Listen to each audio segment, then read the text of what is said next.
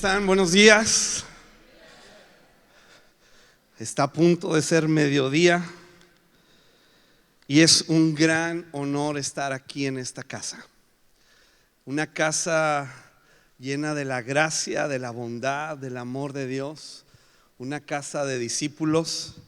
Una casa que me llena de alegría y de gran emoción al ver a grandes amigos como el señor Carlos, la señora Ana, Elizalde, y bueno, son para mí mentores.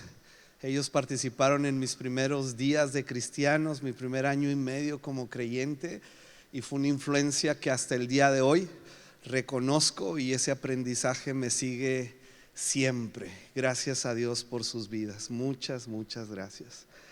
Conocer a Emanuel, a Karina, pues ya la conocía desde hace muchos años, pero ha sido un gran placer, amigo. Dios está contigo. Y pues esta preciosa pareja, ¿verdad? ¿Qué puedo decirles? Me caes re bien. Me caes muy bien. Todos me caen bien, pero no sé por qué me caes muy bien.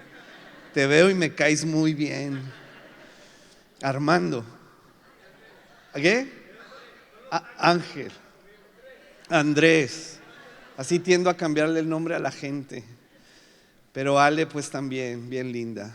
Y toda la familia, de veras es una casa llena de amor, porque nos han recibido y nos han tratado, hasta me pone nervioso. Las damas que nos han atendido son tan extraordinarias, tan atentas, tan dulces. Muchas gracias a todo el equipo de hospitalidad, de eventos especiales. Pues allá arriba, no saben todo lo que sucede tras bambalinas. Allá arriba toda la producción es impresionante, los músicos, la adoración, la unción del Espíritu Santo en esta casa es muy tangible y yo lo aprecio muchísimo. Gracias por el alto honor de tenernos en esta casa. Y bueno, hoy quiero hablarte sobre nuestro Dios, Dios sanador. Primera de Pedro 2:2 nos dice que como bebés, pronto la familia Elizalde tendrá 2 bebés. Wow, sí tomaron el mandato muy en serio, ¿verdad? De multiplicarse. Y Emanuel anda que no cabe por ninguna puerta.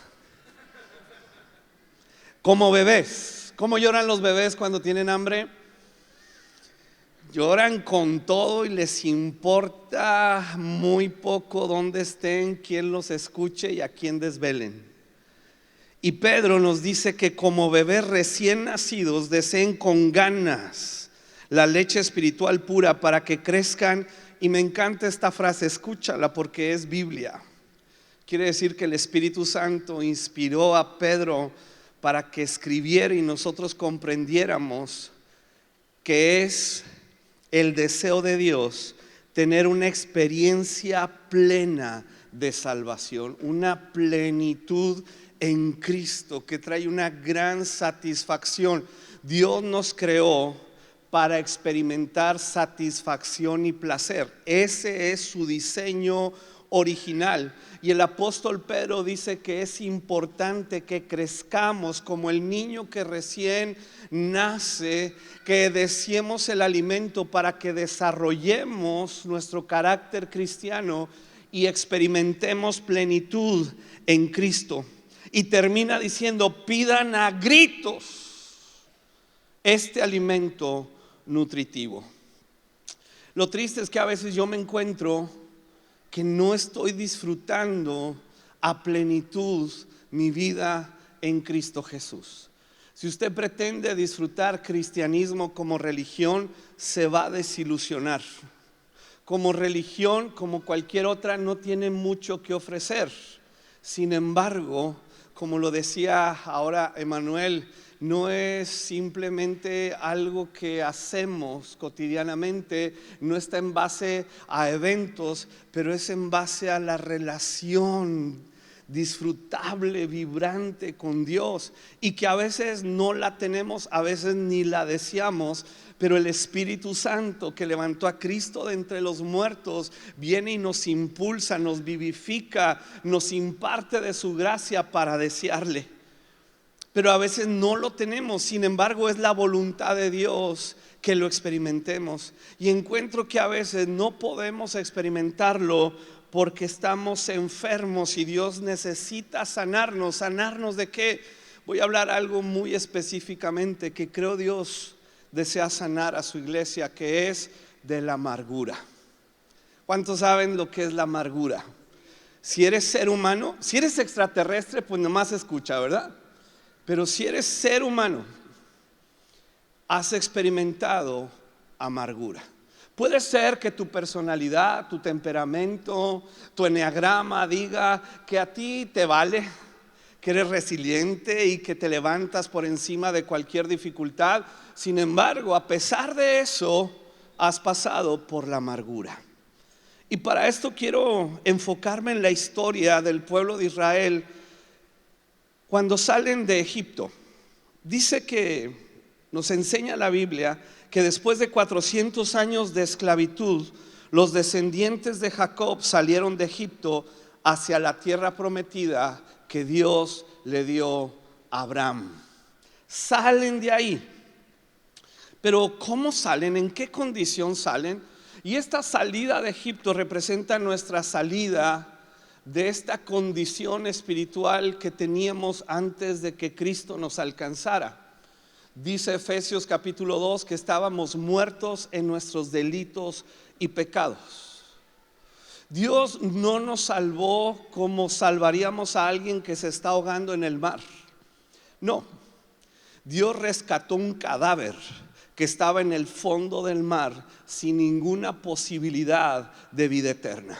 Y cuando estábamos muertos en nuestros delitos y pecados, sin ninguna capacidad de buscarlo, de desearlo y de comprenderlo, Él nos dio vida, nos atrajo por su Espíritu Santo, nos impartió la fe para arrepentimiento de nuestros pecados, pero para creer que Él tiene salvación eterna. Esa es la salida de Egipto. Sí, gracias, Señor. Sin embargo, en nuestra redención del día de hoy no está completa. Es verdadera, pero no es completa. Porque esta carne, ¿puede tocar su carne?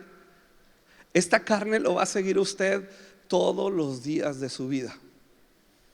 Podemos echar fuera demonios, pero no podemos echar fuera la carne. Esta nos va a seguir. ¿Tendría Dios que quitarnos todo nuestro sistema hormonal? ¿Tendría que quitarnos nuestra capacidad de pensar y voluntad y hacernos títeres para no sentir? Somos redimidos verdaderamente, pero la redención completa nos enseña la palabra de Dios que vendrá cuando Cristo regrese por su iglesia o nos llame a su presencia.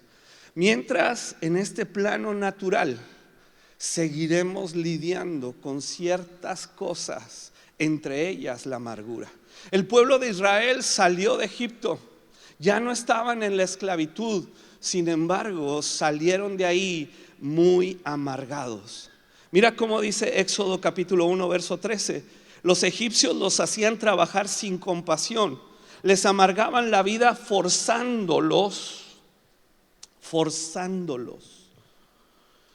a hacer mezcla, a fabricar ladrillos y a hacer todo el trabajo del campo. Además, eran crueles en todas sus exigencias. Y hemos conocido a Cristo, sin embargo, traemos los recuerdos de la crueldad, de la amargura, cuando nos forzaron a ser o ser personas que no queríamos ser, cosas que no queríamos hacer. Algunos experimentando el abandono desde muy pequeños, la negligencia en la crianza, algunos pasando por situaciones de veras muy traumáticas. Y venimos a Cristo y agradecemos, pero hay cristianos que no pueden tener la experiencia plena de la salvación porque vienen arrastrando esa amargura. Como el pueblo de Israel salió con esa amargura, sí libres, sí yendo a una tierra prometida, pero bien amargados. Recordemos que para esa salida Dios milagrosamente los sacó de Egipto. Cuando Faraón se opuso, cuando Faraón dijo no van a salir, Dios envió 10 plagas terribles que devastaron la nación y terminaron con la muerte de los primogénitos egipcios. Pero Dios los sacó de ahí con mano fuerte. ¿Recuerdas cómo Dios te rescató? Con mano fuerte. No había demonio ni pecado que se opusiera a su amor. Saliendo de Egipto, dice Éxodo 15:22, Moisés guió al pueblo de Israel lejos del Mar Rojo y se internaron en el desierto Shur. Viajaron por este desierto durante 3 días sin encontrar agua.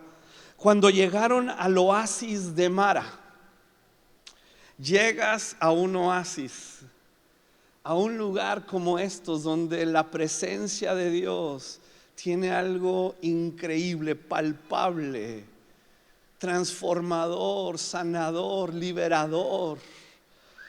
Así llegaron ellos al oasis de Mara, pero no pudieron beber el agua porque era demasiado amarga. Por eso llamaron al lugar Mara, que significa amarga. Entonces la gente se quejó y se puso en contra de Moisés. Reclamaron: ¿qué vamos a beber? Si te das cuenta, la gente, cuando estamos amargados, nos volvemos quejumbrosos. Ay, ¿y por qué? ¿Y por qué esto? ¿Y por qué aquello? Y no me gusta, no me agrada. Yo pienso que sería mejor así. ¿Y por qué? ¿Por qué, Moisés? Dios nos sacó de Egipto si estábamos tan a gusto. En alguna ocasión ellos mismos dijeron: recordamos esos filetes tomahawk de Egipto, esas carnes asadas con tortilla sonorense. Wow. ¿Sabes que en el caso de ellos eso era pura imaginación? Comían peor que los perros. Pero su imaginación, su amargura, los llevaba a una imaginación de cosas que no eran verdad.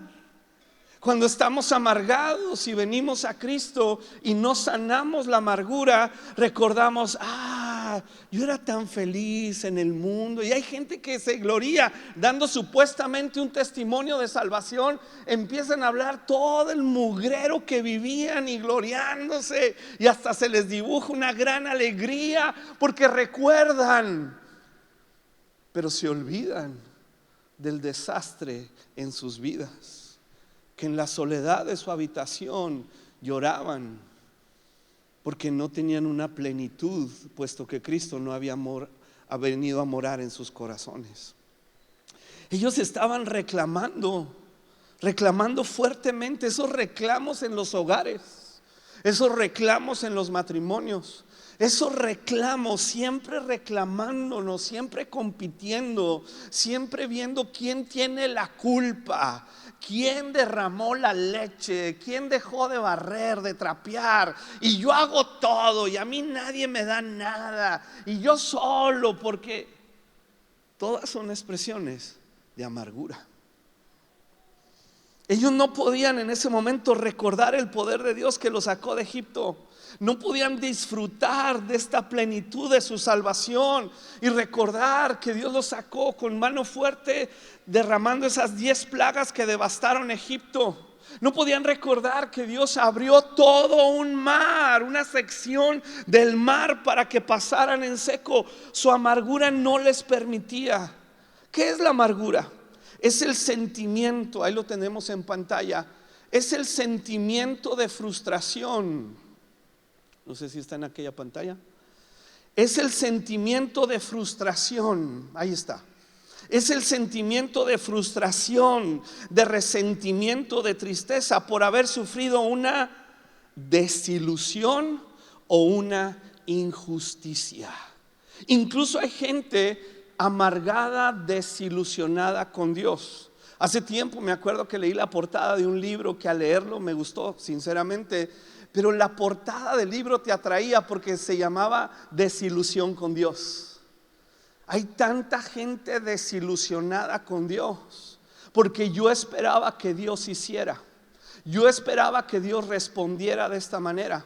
Incluso en Lucas 24 vemos a unos de los discípulos de Jesús caminando hacia Emaús. Emaús significa aguas tibias, y estos discípulos iban caminando hacia Emaús, tibios del corazón. Cuando Jesús se acerca a ellos y les dice: ¿de qué platican? Pues eres el único forastero que no sabe lo que ha sucedido. Crucificaron, mataron a Jesús, y nosotros esperábamos que Jesús nos salvara. Pero ya murió hace 3 días, y eso que vivimos fue solo un cuento de hadas. Job escribe: no puedo evitar hablar, debo expresar mi amargura, mi alma está llena de amargura y debe quejarse. El salmista Asaf, este Asaf, uno de los salmistas que aparecen ahí en el compendio de Salmos, él estaba bien amargado. ¿Sabes qué lo amargaba Asaf? Que era cristiano y no prosperaba. Y entonces él escribe en este salmo que él por poco, dice: por poco y me deslizo, se van mis pasos, porque vi la prosperidad de los malos. Aquellos que no sienten pena por hacer la maldad y prosperan y tienen abundancia de todas las cosas. Y yo como cristiano no avanzo, no prospero, no tengo lo que no obtengo lo que quiero. Y él estaba amargado. Salomón nos dice que cada corazón conoce su propia amargura. Personas cansadas de una vida complicada tienen la esperanza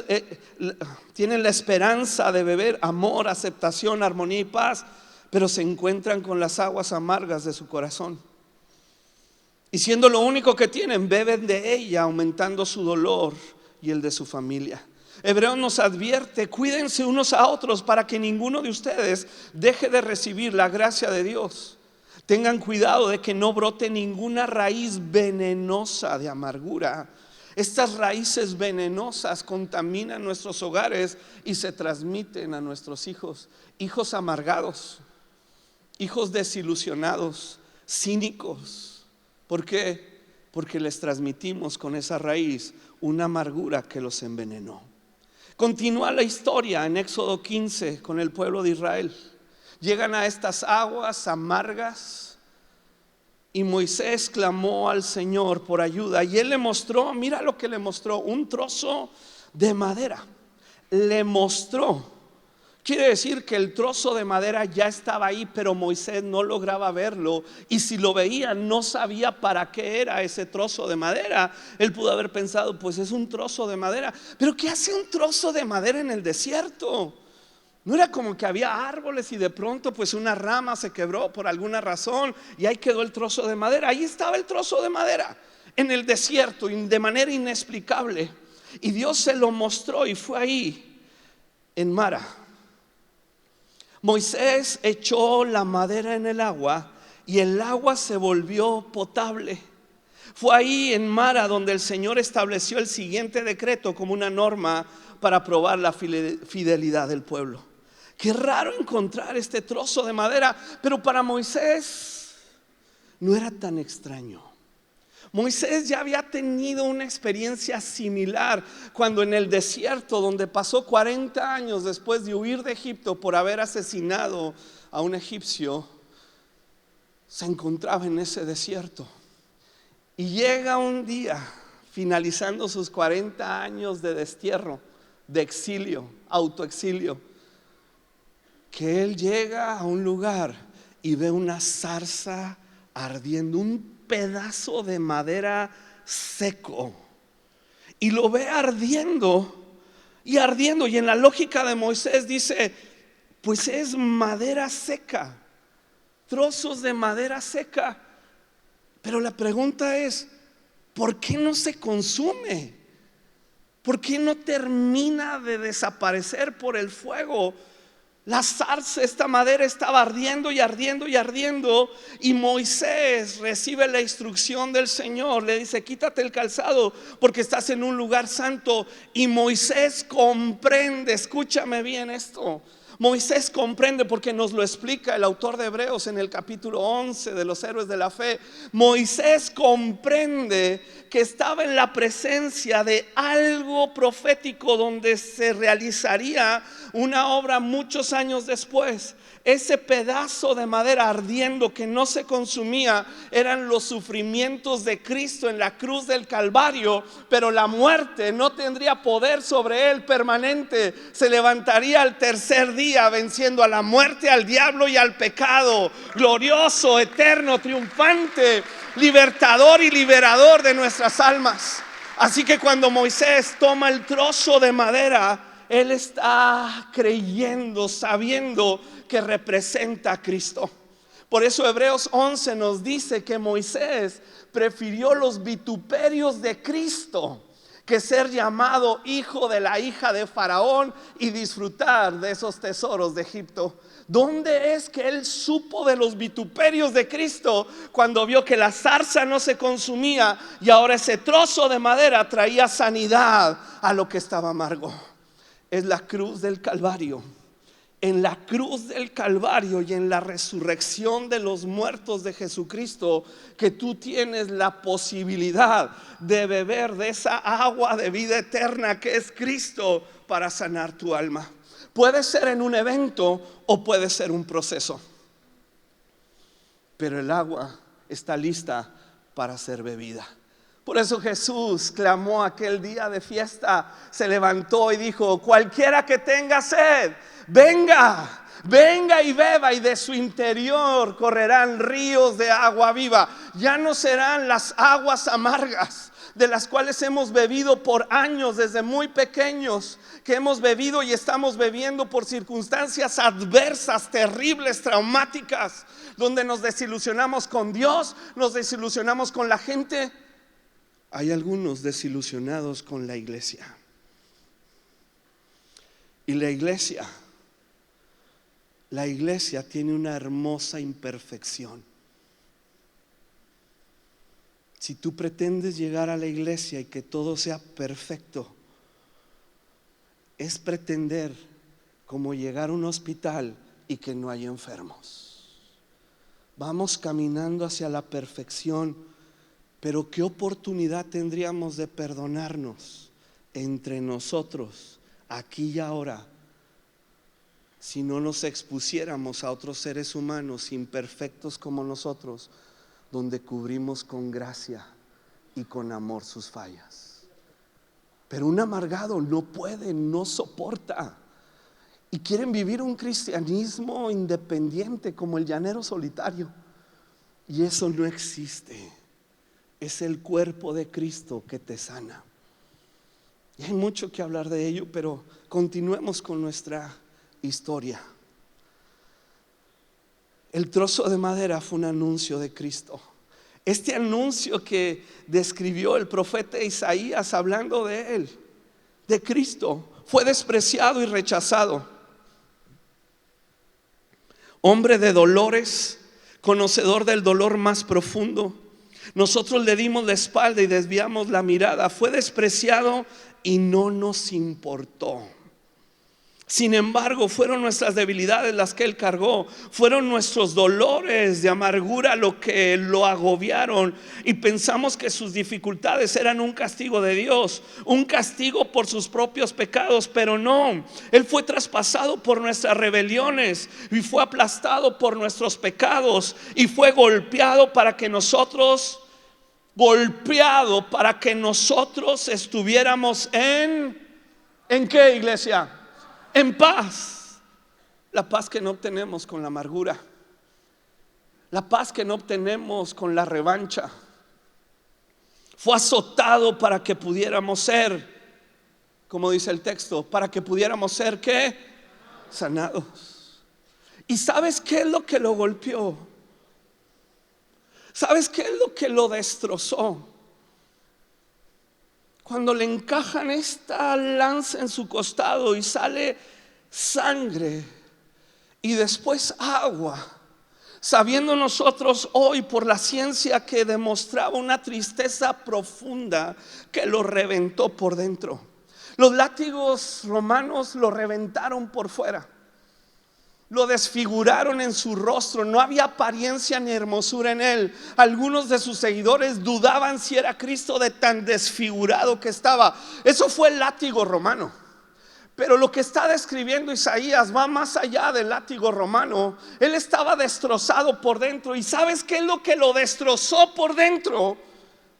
El abandono del Padre. El Hijo, quien había estado con el Padre en una eternidad pasada y disfrutaba del Padre y del Espíritu Santo en esta armonía única, amorosa y honrosa entre la Trinidad, de la cual tú y yo podemos solo imaginar y platicar. Pero ellos en una armonía y en un amor, Padre, Hijo y Espíritu Santo. Y de pronto, por mis rebeliones, encontrándome en mis amarguras, Él toma mi pecado y se convierte en pecado. Y el Padre, que es santo, no puede convivir con el pecado y lo abandona. Ese abandono le destrozó el alma y clama en la cruz del Calvario: Padre, ¿por qué me has abandonado? Ese abandono, escúchame, de lo que está diciendo Isaías. Ese abandono, cuando yo en mi amargura siento el abandono de Dios, yo lo he sentido. Tú lo has experimentado. Sientes el abandono de Dios, pero en la cruz del Calvario, el trozo de madera que encontró Moisés cuando viene a las aguas, nos asegura que Cristo fue abandonado para que tú y yo nunca, jamás fuéramos abandonados. No importa qué siente mi alma, mis emociones y circunstancias me oprimen y me restregan en la cara mi soledad. En la cruz del Calvario, Cristo fue abandonado para que yo nunca, jamás fuera abandonado. Y este amor sacrificial, único, incomparable y hermoso de Cristo me atrae al Padre, me da identidad, propósito, destino, y saber que soy hijo, que soy amado, y no hay demonio ni pecado que me pueda separar de su amor. Y eso es lo que sana mi alma de la amargura.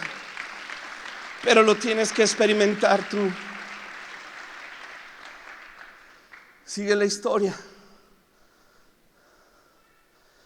El Señor les dijo: si ustedes escuchan atentamente la voz del Señor su Dios y hacen lo que es correcto ante sus ojos, obedeciendo sus mandatos y cumpliendo sus decretos, entonces no les enviaré ninguna de las enfermedades que envié a los egipcios.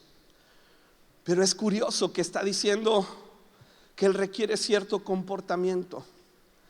Está hablando de un proceso de transformación del carácter, donde sí salieron de Egipto, sí eran salvos, pero su carácter era terrible. Debía ser transformados. Tenían la mentalidad de esclavo, el esclavo amargado, sin esperanza, sin futuro. Pero termina diciéndoles: porque yo soy el Señor que los sana. Aunque sigan mis decretos, leyes y mandamientos, les dice Dios, ustedes necesitan algo más. Me necesitan a mí que los sane. Observar la ley moral de Dios es muy bueno, pero no te sana. Incluso lleva el riesgo de hacernos sentir muy soberbios. Es que yo soy santo. Es que yo, como el hijo de la parábola del hijo pródigo, el hijo mayor, es que yo sí cumplo con el Señor. Eso no te va a sanar.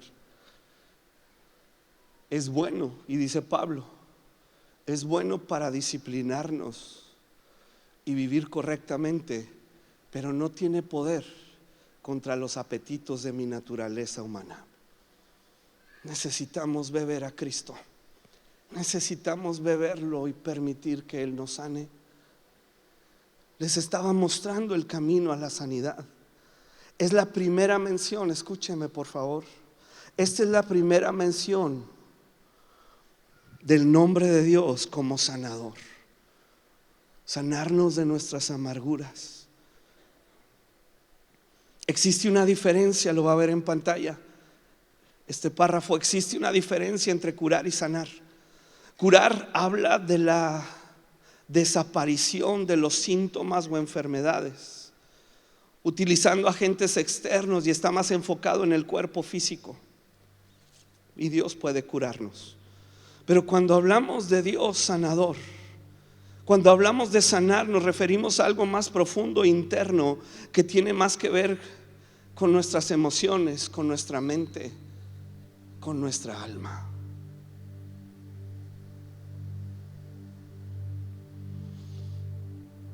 El salmista, me encanta este salmo, me sacó del foso de desesperación, del lodo y del fango. Me sacó. Pero la segunda parte, iglesia, nos indica el proceso de la sanidad. Puso mis pies sobre suelo firme, y a medida que yo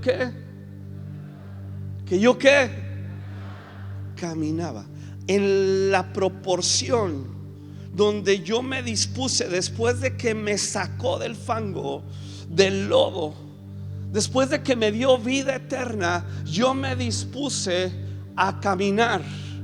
Y mientras caminaba, ¿qué pasó? Me estabilizó. Ahora en algunas cirugías, después de la cirugía, llega el médico y dice: a caminar. Me duele, a caminar. El niño pequeño que está aprendiendo a caminar, pues va tambaleándose, ¿verdad? Y de repente se cae y llega el papá, la mamá lo levanta.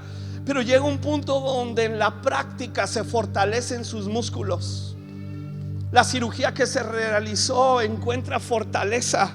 Requiere que empieces a caminar, a hacer las cosas que no te agradan, que no me agradan, hacer las cosas que para mí son un gran esfuerzo. Cuando llego incluso a la iglesia y algunos no adoran y no encuentran plenitud en esta hermosa herramienta de la música para adorar, porque están amargados, porque ¿cómo voy a adorar a un Dios que no hace nada por mí? Porque ese cristianismo no es cristianismo, ese es humanismo. Y esto no existe para que tú y yo disfrutemos, aunque lo disfrutamos. No es para mí, es para Él. Es que llegamos a contemplar la belleza del Hijo de Dios. Es que nos seduce su hermosura. Es que podemos llegar al trono de la gracia como estemos, y podemos adorar y derramar nuestro corazón. No siento hacerlo, pero lo hago. Y cuando nos exponemos a la palabra, y cuando nos exponemos al servir al Señor, y cuando amamos a la gente y procuramos el bien de la gente que nos lastimó, si no es posible, si el acercarte a esa gente produce más dolor, no lo hagas. Pero en el corazón debemos avanzar a desear el bien, abrazar, amar. Es que no lo siento, pero es lo que te va a sanar. Mientras camines, te va a estabilizar. Ahora, el pueblo de Israel tuvo que seguir caminando. Sí, en Mara pudieron beber agua potable, que Dios sanó las aguas, pero no era su destino Mara. Puedes conformarte con el oasis de Mara, o puedes ir hacia el oasis de Elim. Dice el versículo 27: después de salir de Mara, los israelitas viajaron hasta el oasis de Elim, donde encontraron, mira lo que encontraron: 12 manantiales y 70 palmeras.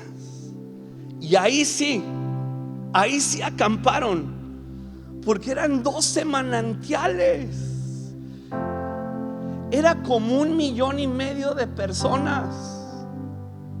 12 manantiales, un manantial para cada tribu. y no estaban expuestos al sol, tenían las palmeras. 70 palmeras.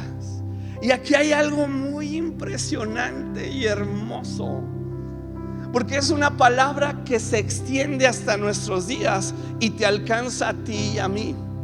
Los 12 manantiales, claro, representan las 12 tribus de Israel, pero las 70 palmeras, ahí en las 70 palmeras estamos tú y yo, porque las palmeras representan las naciones gentiles. Y ahí estamos tú y yo. Se extiende hasta nuestros días a través de la cruz de Jesucristo la bendición de la sanidad, de la salvación, de la sanidad y de la liberación para nosotros los gentiles, los mexicanos, norteños, sonorenses. Se extiende hasta el día de hoy. No solo pensó en las tribus judías, sino en nosotros. Tú sentado ahí, que has experimentado el dolor y la tragedia, esa amargura que te tiene atado y no te permite la experiencia plena en Jesucristo, es para ti, es para tus hijos, es para tu casa. Pero necesitas llegar, necesitas beber, necesitas doblarte y necesitas creer, porque es solo por fe. Es solo por, no hay ritual, no hay oración mágica. Es solo por la fe que recibimos esta gracia de sanidad. Y ahora sí, dijeron ellos, aquí acampamos, aquí nos quedamos, aquí beberán nuestros hijos, aquí estamos seguros. Puedes quedarte con una experiencia extraordinaria con Dios, o un evento milagroso que contarás el resto de tu vida. Hay raza que siguen con el mismo testimonio de hace 30 años, porque llegaron a Mara. Dios sanó es el agua amargo en el alma, pero al caminar se volvieron a exponer. Ay, es que aquellos, ¿te acuerdas aquellos días? Los que llevamos tiempo en el Señor. No, pues esa, la de entonces sí era alabanza. Y luego es raza, bueno, no sé aquí, ¿verdad? Pero yo estoy platicando de allá de mi rancho. Algunos no, es que me decían, ¿para qué tanto humo y luz? Y me decían algunos señores, es que eso me recuerda al antro. Se rieron porque les recuerda lo mismo. Antreros. Pero ¿sabes qué? A nuestras nuevas generaciones no les importa. No sé si eran antreros o no, el Emanuel, ¿verdad? Pero no les importa. Esa amargura te impide transitar a lo nuevo de Dios. Es la misma palabra, la misma teología, la misma doctrina bíblica, pero con una expresión que alcanza, nutre y libera a las nuevas generaciones. Puedes quedarte con ese testimonio espectacular, pero la pregunta, ¿estás hablando de Mara? ¿O estás hablando de Elim, de los manantiales y de las palmeras? ¿De qué estás hablando? Porque Dios te está esperando en Elim. La cruz ya fue y Cristo no se quedó en la cruz para siempre. Y a veces hacemos un sobreénfasis en la cruz, pero si te quedas en el mensaje de la cruz siempre, va a ser una tortura para tu alma, porque Cristo al tercer día se levantó de entre los muertos por obra del Espíritu Santo e impartió, cuando se fue al cielo, ese Espíritu Santo para que tú y yo fuéramos de gloria en gloria, de gracia en gracia, de una renovación, donde Él está abriendo manantiales en las tierras secas y áridas de nuestra alma y de nuestras familias. Es allí en Elim donde encontrarás sanidad, pero debes de permanecer y seguir bebiendo. Y tal vez hoy no suceda, pero tal vez mañana o pasado, y pasarán 10 días o 10 años, no sé, pero llegará un día donde esa sanidad va a venir a tu alma, corazón y mente y te va a liberar para que tengas una plenitud de salvación. Esta gente dijo: encontramos manantial. El salmista lo registra de esta manera. Puedes ponerte de pie para leer este último pasaje de Salmos 107. Hablando de esta generación, dice: algunos fueron necios. No hay ni uno aquí, Señor. No hay ni uno aquí. Se rebelaron y sufrieron por sus pecados. No somos esos. No somos de los que retroceden para perdición, sino de los que perseveran para vida eterna. Ellos no podían ni pensar en comer, estaban a las puertas de la muerte. Sin embargo, en esa condición, y si te encuentras en esa condición, dice el versículo 18, clamaron ¿cómo clamaron? ¿Cómo dice ahí? Pero con galleta. Aquí dicen galleta, o sea, con ganas. Claman: Señor, sálvanos. ¿Cuándo nos robaron las emociones en la iglesia? Señor, sálvanos. En la amargura, en la tristeza de nuestros hijos, en ver que se están perdiendo nuestros matrimonios, desquebrajando. Señor, sálvanos. Hosana, sálvanos. Solo tú tienes el poder, y nos rendimos hoy ante ti para que sanes nuestras almas. Hemos estado amargados y separados de ti, pero hoy venimos a ti. Ellos clamaron en medio de su dolor, de su aflicción, de su dificultad. Y Él, ¿qué dice? Él los salvó. Envió, ¿qué envió? Envió su palabra y los sanó y los arrebató de las puertas de la muerte. El proceso es temporal, pero la promesa es eterna. Levanta tus manos al cielo y, de acuerdo a tu hambre, a tu necesidad, pero a tu disposición, dile: Señor, sálvame.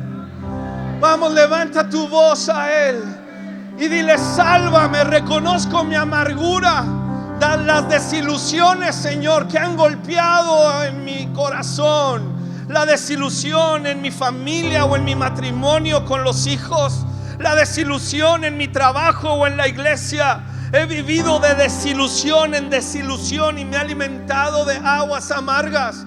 Pero hoy venimos a Elim. Hoy clamamos a ti, Señor. Queremos beber del agua de vida eterna. Sálvanos, sálvanos, líbranos, sánanos. Que corran de nuestro interior estas aguas de vida eterna, Señor. Y que tu Espíritu Santo, que levantó a Cristo de entre los muertos, nos traiga vida. Dile: Señor, me dispongo a caminar, me dispongo a hacer, y yo sé que caminando en fe tú me estabilizarás. Me dispongo a caminar, Señor. Me dispongo a amar, a abrazar. Me arrepiento del cinismo. Me arrepiento de ser cínico. Yo quiero ser transformado a tu imagen. Espíritu Santo, somos tu iglesia. Somos tu habitación. Imparte, Señor, imparte la sanidad que Cristo ya ganó en la cruz del Calvario, y el poder de una vida indestructible en la resurrección de los muertos. En el nombre de Jesús.